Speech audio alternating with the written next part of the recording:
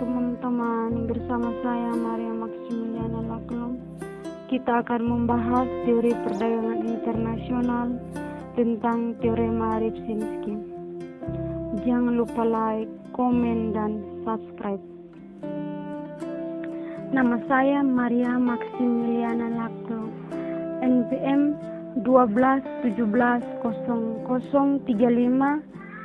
Saya mahasiswa dari Universitas Timur, Fakultas Pertanian, Program Studi Agribisnis. Sebelum kita membahas teori perdagangan internasional tentang teorema Rybczynski, kita tahu dulu apa itu perdagangan internasional. Perdagangan internasional merupakan sebuah perdagangan yang dilakukan antar negara guna menciptakan siklus dagang secara menyeluruh dan mendunia. Perdagangan ini bisa dilakukan oleh negara-negara yang bisa melakukan kerjasama secara ekonomi, bahkan sesama pengusaha antar negara.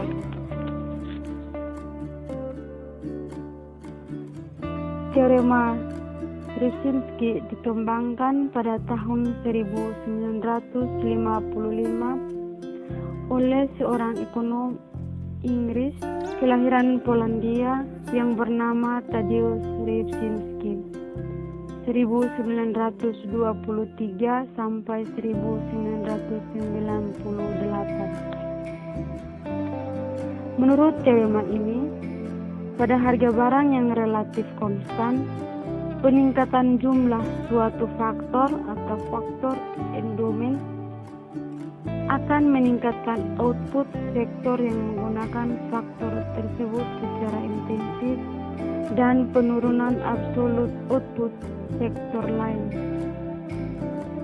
Dalam konteks model Fischer-Ohlin, perdagangan terbuka antar negara berarti perubahan persediaan faktor relatif antar negara yang dapat mengarah kepada perubahan kuantitas dan jenis output antar negara tersebut yang akan mengarah ke arah kesetaraan harga input produksi seperti gaji atau penyetaraan harga faktor. Hubungan antara jumlah faktor dengan output. Teorema Rybczynski menunjukkan bagaimana perubahan jumlah faktor mempengaruhi output atau sektor dalam kondisi penggunaan tenaga kerja penuh atau full employment. Teorema ini berguna untuk menganalisis pengaruh investasi modal, imigrasi dan emigrasi dalam konteks model Fischer-Ohlin.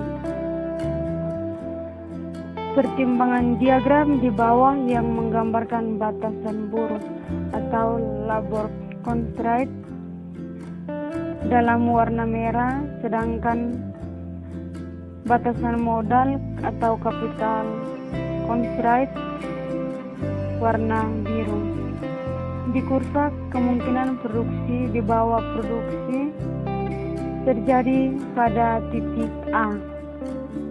Nah, ini contoh kurvanya. Anggaplah terjadi peningkatan dalam jumlah faktor buruh. Hal ini mengakibatkan pergeseran batasan buruh ke kanan. Sedangkan kurva kemungkinan produksi dan maka produksi akan bergeser ke titik B. Produksi baju, barang yang menggunakan faktor buruh secara intensif akan naik dari C1 ke C2. Produksi mobil, barang yang menggunakan faktor modal secara intensif akan menurun dari S1 ke S2.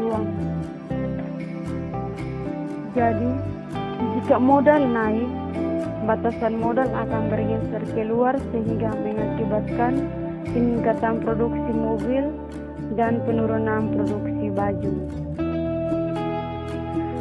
Karena batasan buruh lebih curam daripada batasan modal, mobil adalah barang yang menggunakan modal secara intensif sementara baju adalah barang yang menggunakan buruh secara intensif. Secara umum, peningkatan jumlah faktor suatu negara akan mengakibatkan peningkatan output barang yang menggunakan faktor tersebut secara intensif, sementara output barang yang menggunakan faktor lain akan menurun. Baik, terima kasih. Inilah teori perdagangan internasional tentang teorema Ripsinski.